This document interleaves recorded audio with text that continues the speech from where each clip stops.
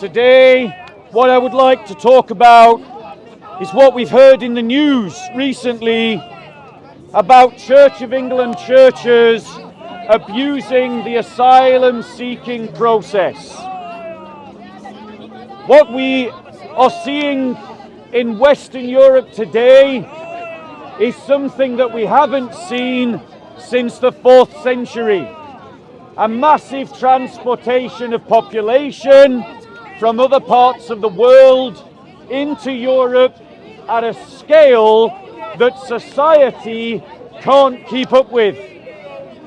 And this is throwing up all kinds of questions for our politics about how we manage this event. An event that collapsed the Roman Empire in the 4th century.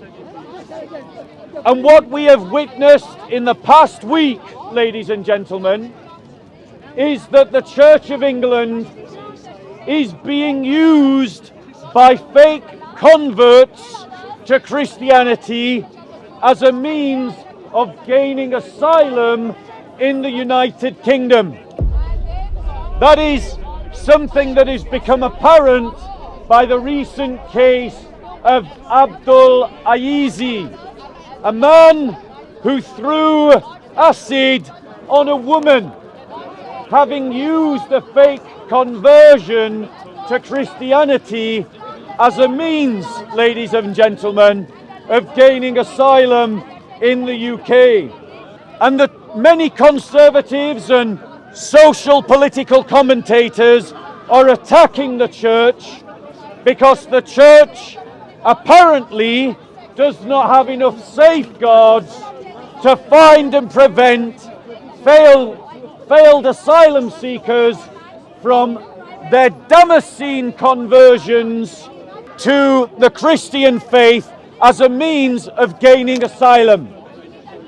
However, ladies and gentlemen, I want to make it clear that it is not the job of the church to guard the borders of the United Kingdom. That is the job of the church. That is the job of the state, and the state is the one that is failing to do that. It is the state that is failing to return fake refugees. It is the state that is failing to dismantle the economy built around helping fake asylum seekers gain residence in the UK.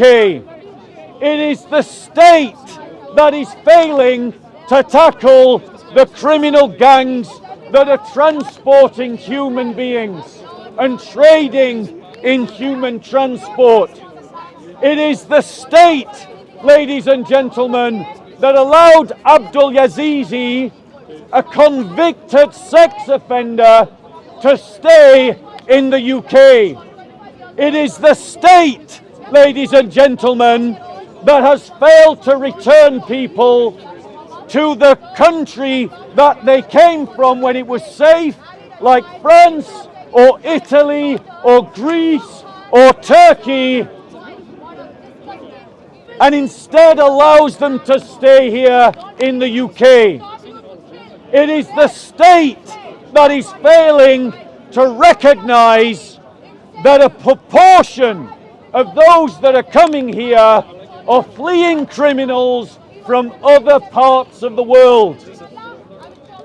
Ladies and gentlemen, the state needs to crack down on fake asylum seekers.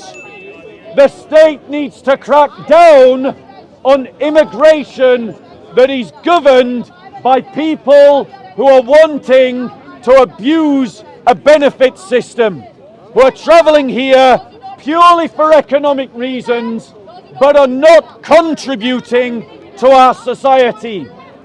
That is not the job of the church.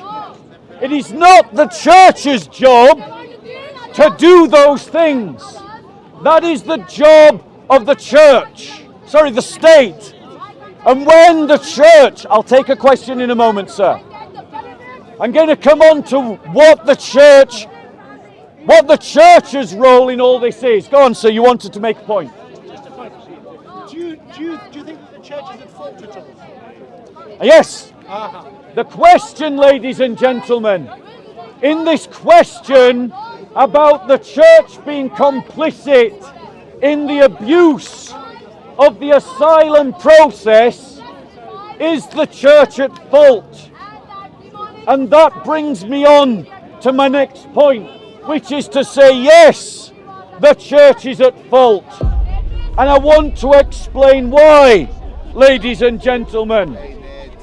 So, ladies and gentlemen, how is the church responsible for participating in this abuse? I'm going to explain how the Church of England is at fault. I want to read from 1 Corinthians chapter 11, verses 27 onwards. Therefore, whoever eats the bread or drinks the cup of the Lord in an unworthy manner shall be guilty of the body and the blood of the Lord. But a man must examine himself, and in so doing he is to eat of the bread and drink of the cup. For he who eats and drinks judgment to himself, if he does not judge the body rightly. But if we judge ourselves righteously, we would not be judged. But when we are judged, we are disciplined by the Lord, so that we will not be condemned along with this world. Firstly, in Paul's understanding of the Eucharist is the understanding that when we receive the bread and the cup, we are receiving the body and the blood of our Lord Jesus Christ. That the real presence of Christ is there in the sacraments. And that before we receive that sacrament, ladies and gentlemen, we should examine ourselves to see if we are worthy to receive what we are about to participate in. That we examine ourselves so that we do not pile judgment on ourselves by receiving it in an unworthy manner, because we receive it out of greed or vanity or lust or deceit. Ladies and gentlemen, let me finish my point. I'll take a question.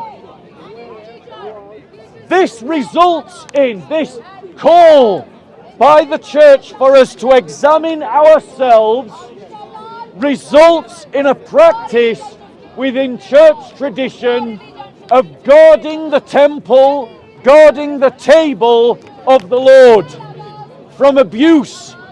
We discourage non-Christians from receiving of the Eucharist. But clearly, ladies and gentlemen, if someone receives baptism out of deceit, they are going to receive the Eucharist out of deceit. And so it is incumbent, by extension and analogy, for Christians to protect baptism from abuse, to protect the sacrament of baptism from fake converts who are using baptism purely as a means of gaining asylum, ladies and gentlemen. Sir, did you have a point that you wanted to make? Right, so the question I got, I saw this billboard here. Of course, I mean, religion, your faith, is all very well and good. But what's that got to do with the politics here? So, ladies and gentlemen. Serious question, with respect, what has that got to do with what we said here? Okay, in answer to your question, sir, he's got nothing to do with me. He's got nothing to do with me, so I've got nothing to do with his billboard. That's fine. Right, so I'm going to continue. No, I'm no, sir. I've got nothing to do with it. I'm going to press on with my presentation. So I'm going to press on with presentation, sir. No, you're going to press on. I'm going to press on. Let me make my next point and then I'll come to you. Just hold Let me make- the corner. Mr. Speaker, I've been coming here. Go for on. decades. What's the question, bro? This place has been taken over by Bible companies. Hold it, he's doing politics. Why not Politics. And now it's all giving Bible him companies his in visa first and then ask him to go back Aren't to you? his Aren't you all fed up? If Aren't you all fed up with not, it? then seize the visa. Okay, I'm going to come to that. I'm going to come to that. So what, ladies and gentlemen, if you want to hear me, I invite you to come forward. If you want to hear me, I invite you to come forward. Do me a favor, come forward so I don't have to shout as much. Right, ladies and gentlemen. So the question is, what can we do about fake converts? Well, what I learned recently is that the state is often dismissive, ladies and gentlemen, about the church's testimony to converts. And in the examination given by the Home Office, they just test the applicant, how much do they know the Christian faith.